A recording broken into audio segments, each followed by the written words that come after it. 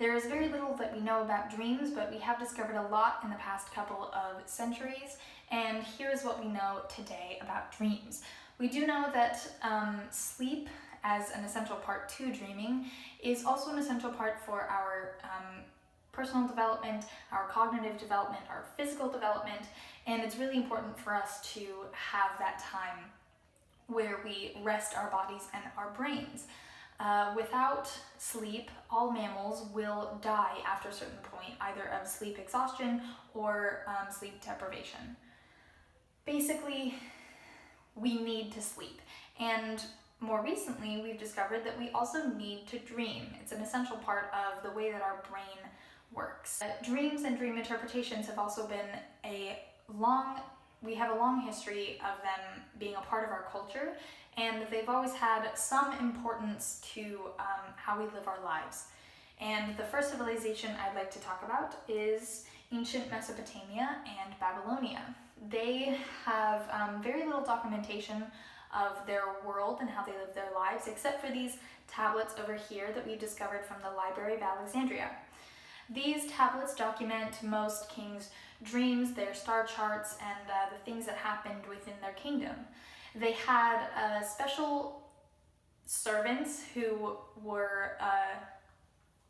specialized in dream interpretation specific to the king, and then they would be recorded for the rest of history. His dreams were more important to war strategy. Sometimes they would help plant crops, and they would tell go to war or retreat, or they would just generally help out with governing the kingdom.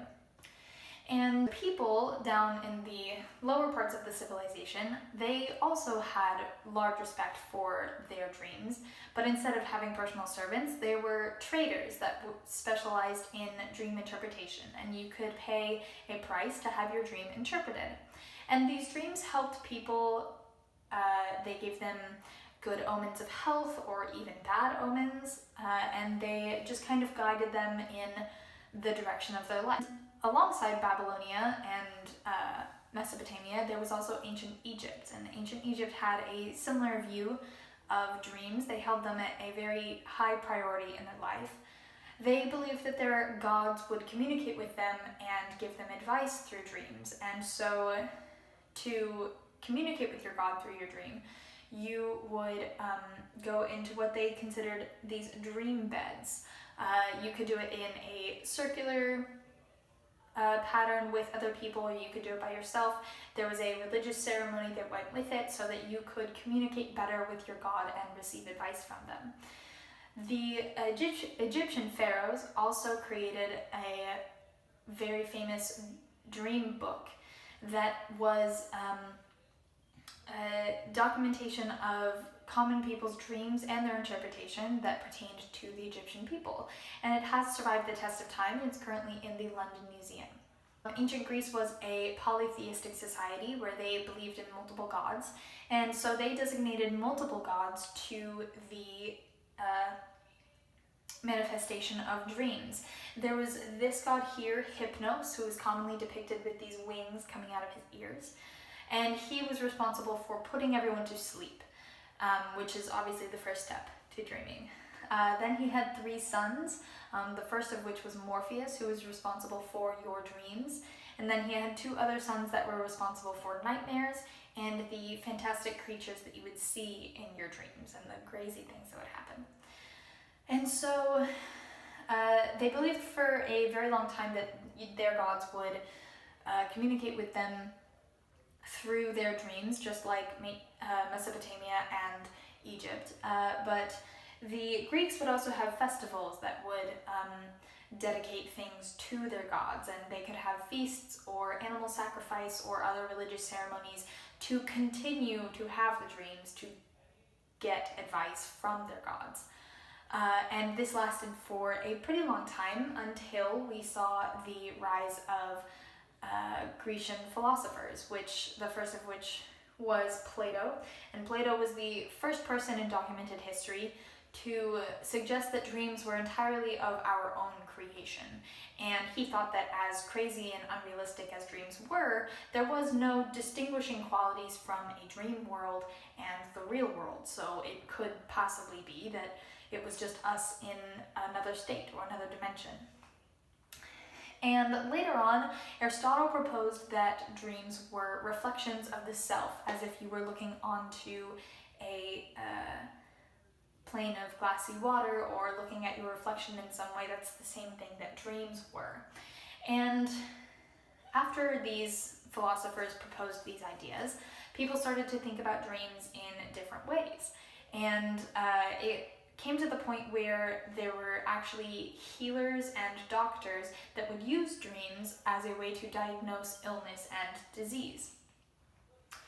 Then later on, the Grecian cities became a part of the Roman Empire, and the Roman Empire, they wrote a book commonly known as the One Erotica Critica, and the One Erocra was the official name of the four gods that pertained to your dreams.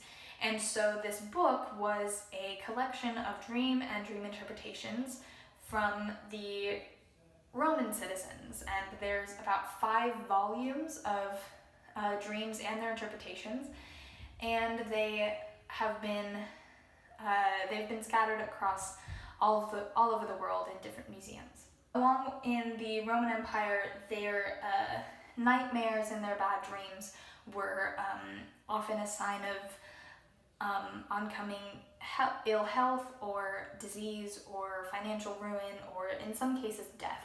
And so there's a lot of paintings that will depict these gods that will come down and shoot nightmares into your head. But then there's also lots of lovely dreams that people would recognize as signs of good health as well. And this is a quote from Plato that is from his teachings Symposium, which describes his ideas on the subject of dreams. And it goes, quote, "How can you prove whether at this moment we are sleeping and all our thoughts are a dream, or whether we are awake and talking to one another in a waking state?" Unquote.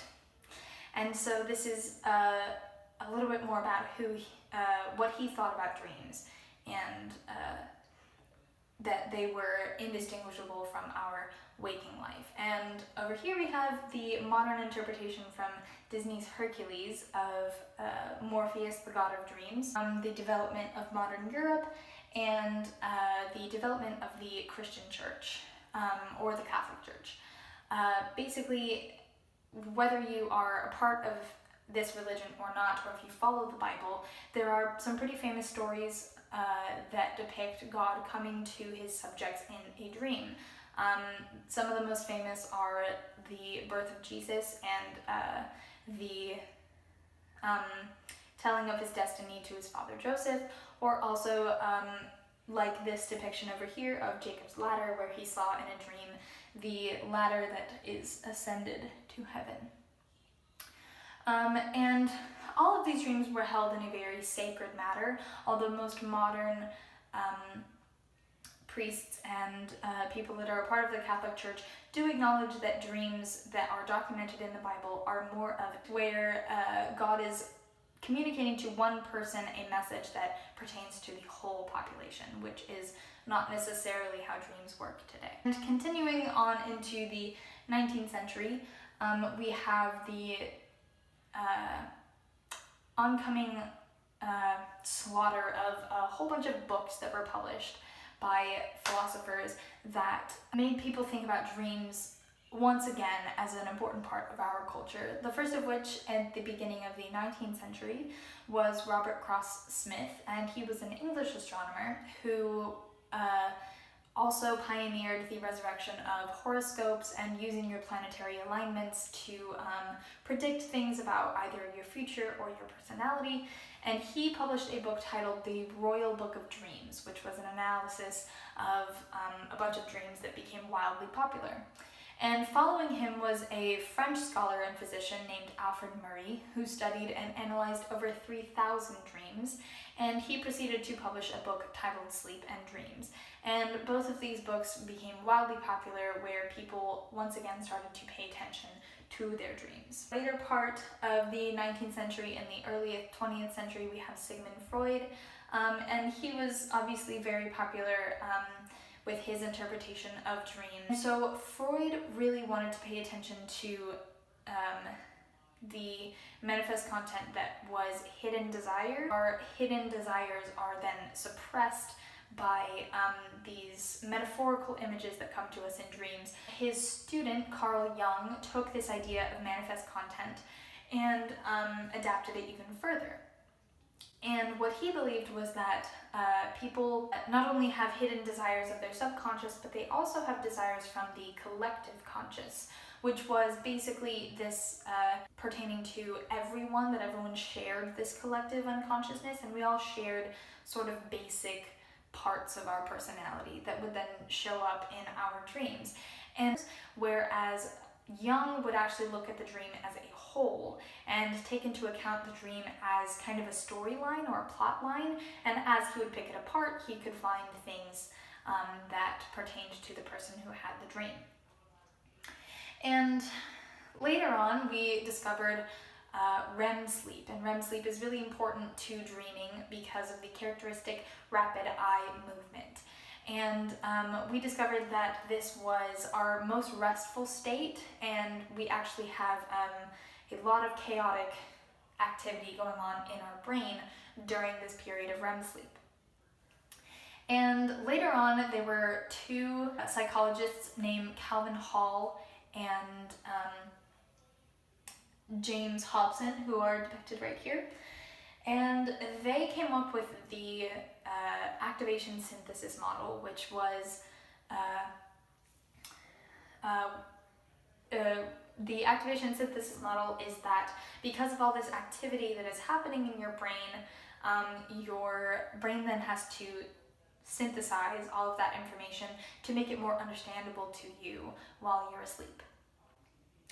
And then came along Dr. William C. Demant. He was considered the modern father of dreams because he learned a lot about sleep and dreams and how it can be useful to us.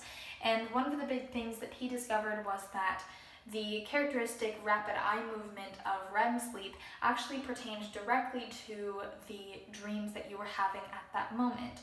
So in a dream, if you can picture if you're looking at something and then you look to your left in the dream, your eyes will actually move with the thing that you are seeing, even though you're not picking up any visual content. And this was really important to the development of how we thought about dreams, which also made us come to the conclusion that we do dream in real time.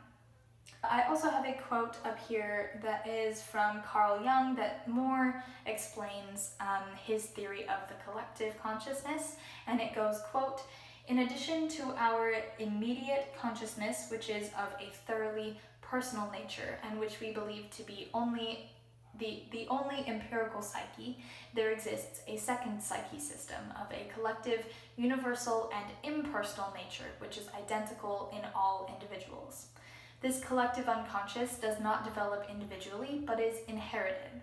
It consists of pre-existing archetypes which can only become conscious secondarily and which give definite form to certain psychic contents." End quote. And so this kind of describes more his idea of how the collective conscious does pertain to our dreams and that it has significance. There's a lot of things in our history that do pertain to dreams and how we've interpreted them, but the most important part is that we usually pay attention to our dreams, or we have in the past.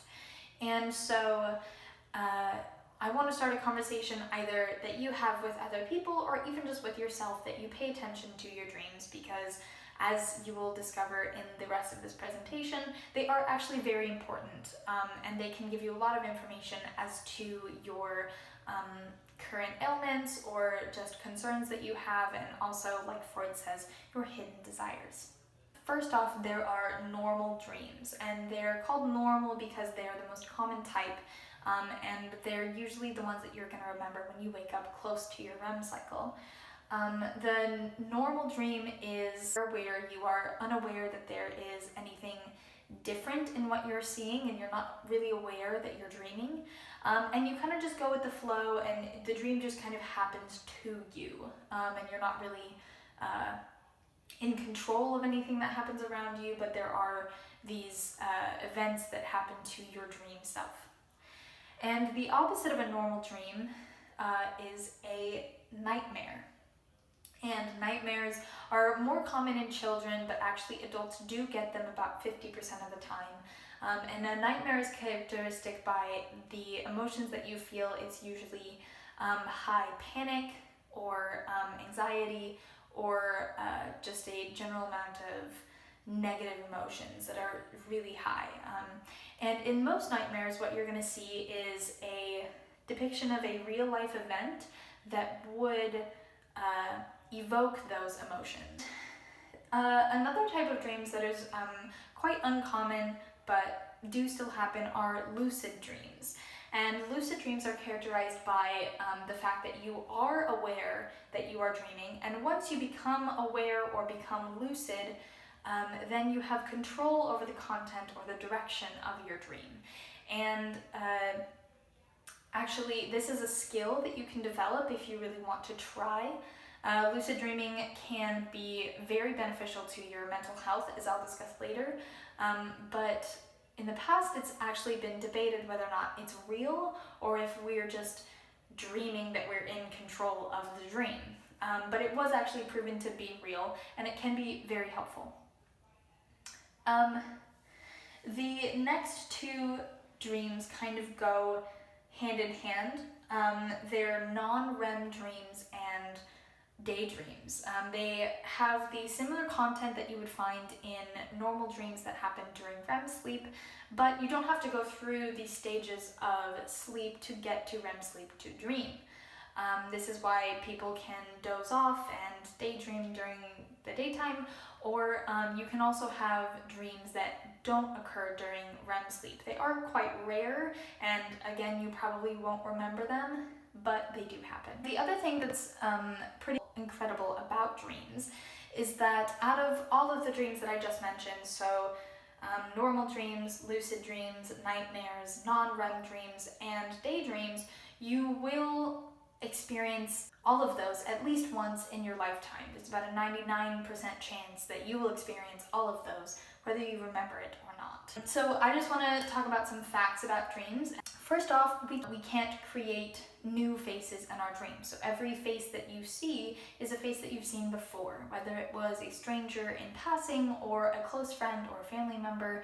You have definitely seen those people before. And basically, when you see someone, your brain will recognize and store that face away for safekeeping and future use.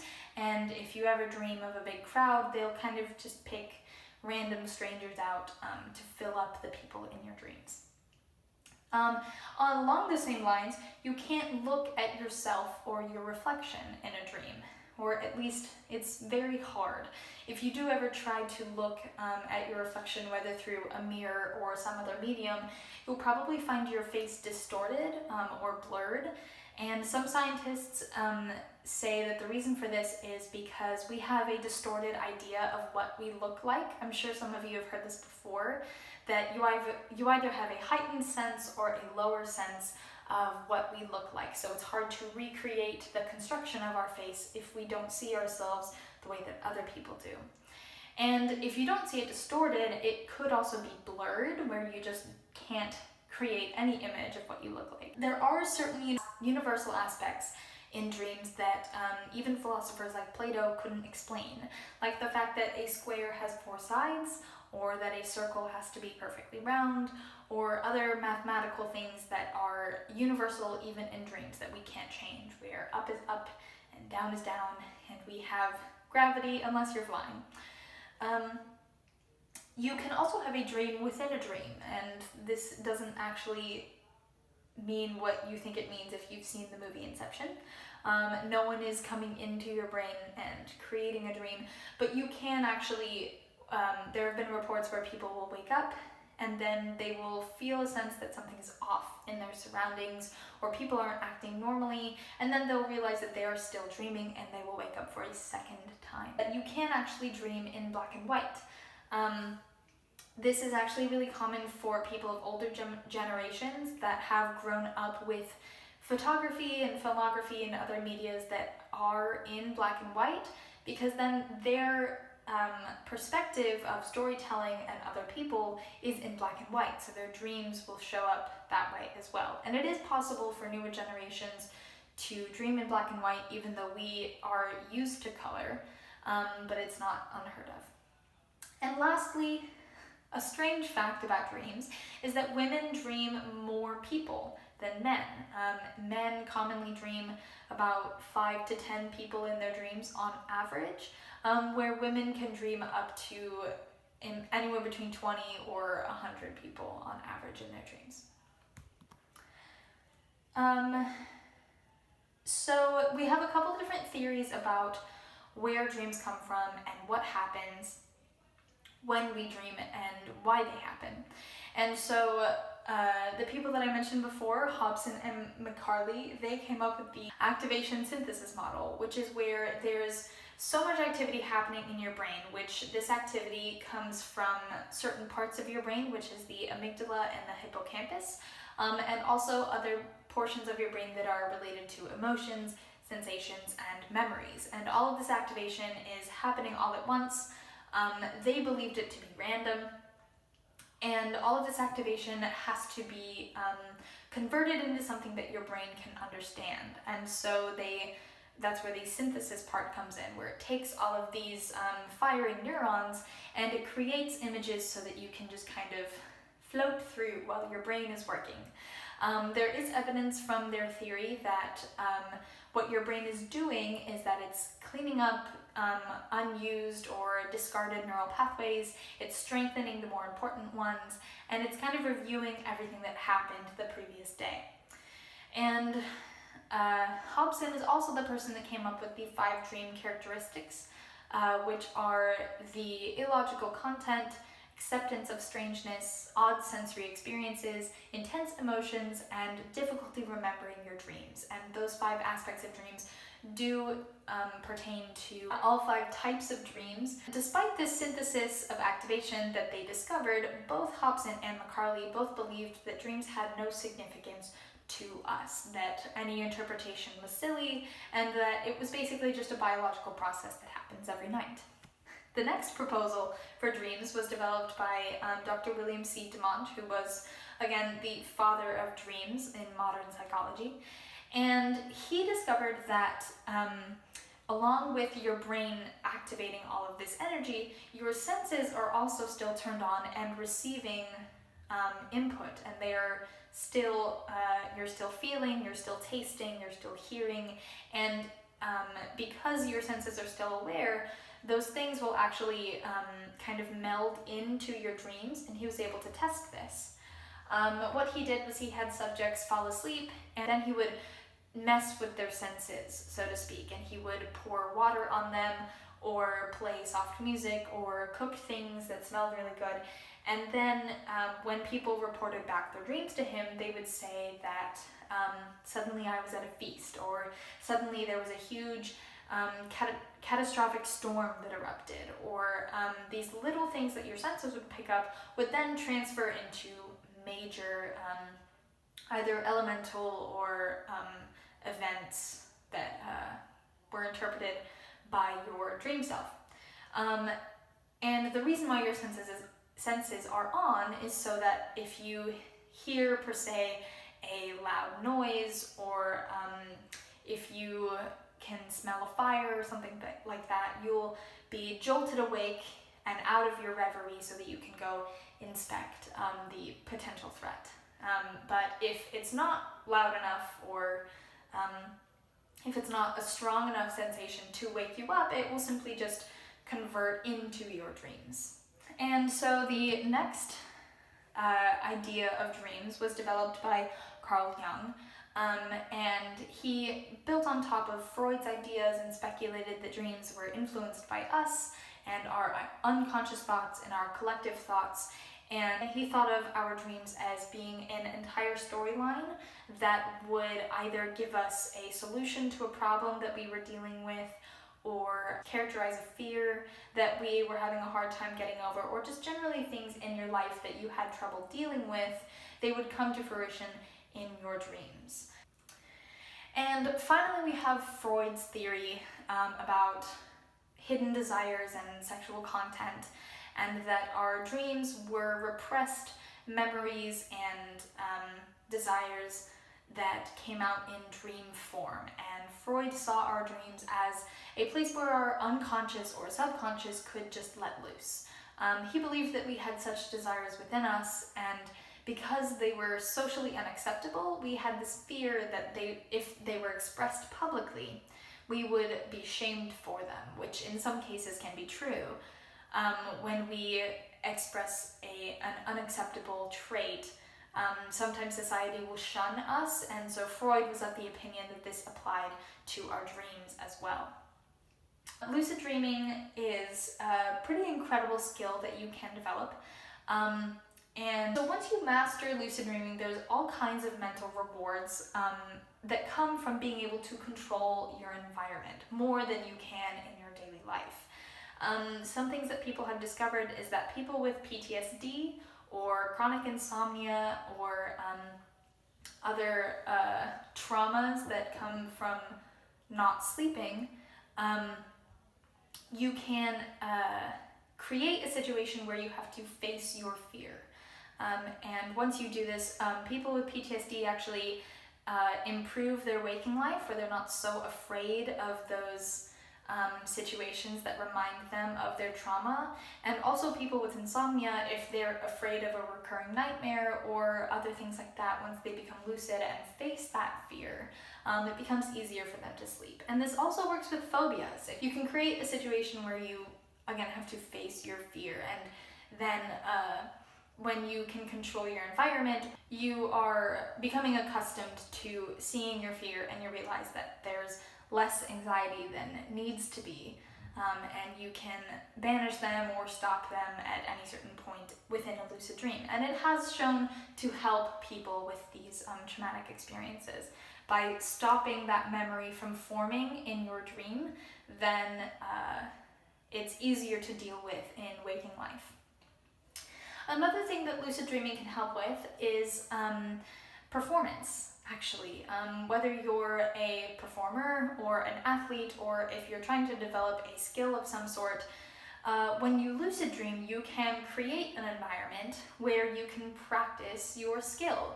So for instance, if a ballerina has a very large performance coming up, if she can lucid dream, she or he can lucid dream, then they can recreate the space of where they're going to perform. They can put a fake audience in the seats, and they can turn on the lights, and they can actually practice movement for movement the performance that they're either worried they're gonna mess up, or if they're hoping that they get it perfect, or they can recreate a perfect performance from memory.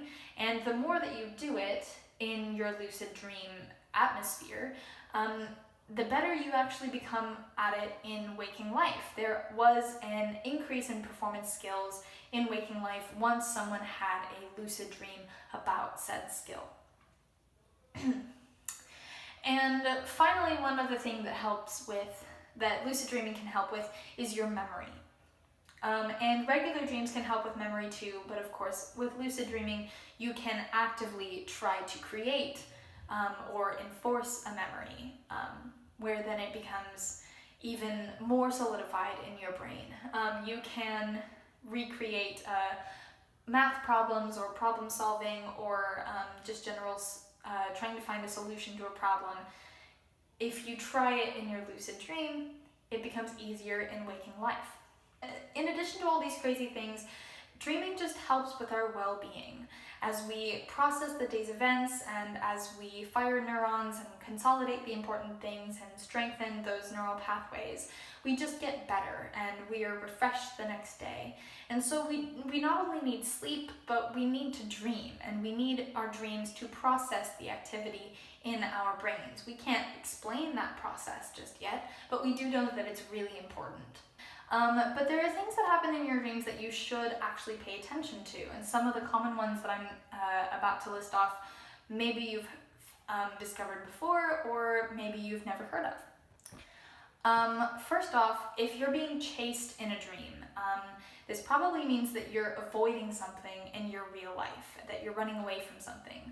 And in addition to running away from a problem, if your dream self can create the thing that you're running away from, whether that be a monster, a bear, oncoming fire, oncoming traffic, if you can actually define the thing that's chasing you, it's probably a metaphoric representation of the thing that you're avoiding. If you ever find yourself driving a car, this is really common for people in the modern age. It usually represents the control that you feel that you have over your own life. So if you ever find yourself in a car that's just driving on its own pretty recklessly, that's probably your subconscious saying that I have no control over my own life. And so that fear and that anxiety also comes out in your dreams. Another common thing that happens in dreams is if you're late for public transportation, and this could be a plane, a taxi cab, a train, a bus, literally anything that you arrive late to, this usually has a connection to missed opportunities, and that there was probably something that you didn't go after and you're regretting that decision now, and it's showing up in your dreams. These are only a few common things that have been analyzed over time that have the same interpretation. And a lot of people say that recently they've been having more vivid dreams ever since the COVID-19 outbreak, because life has kind of been on pause. There's been this elemental amount of added stress, a loss of a feeling of routine, and just a general dismantling of our daily lives. And when we create these unhealthy habits and we have these overwhelming feelings, they're also probably going to show up in our dreams, because those emotions will overflow into the dream world. And the more that you pay attention to them, the more they can benefit you in the future. And so lastly for this presentation, I'm going to do a dramatic reading of a poem that I wrote myself. And this is a interpretation of an actual dream that I had. And it goes like this. Was it all a dream? There was chaos all around me. There was salty spray in my face. I had to grab that scaly lever or else the mountain would break. Was that a snake? No, I just stubbed my toe. Don't worry, there's still time, but still miles to go.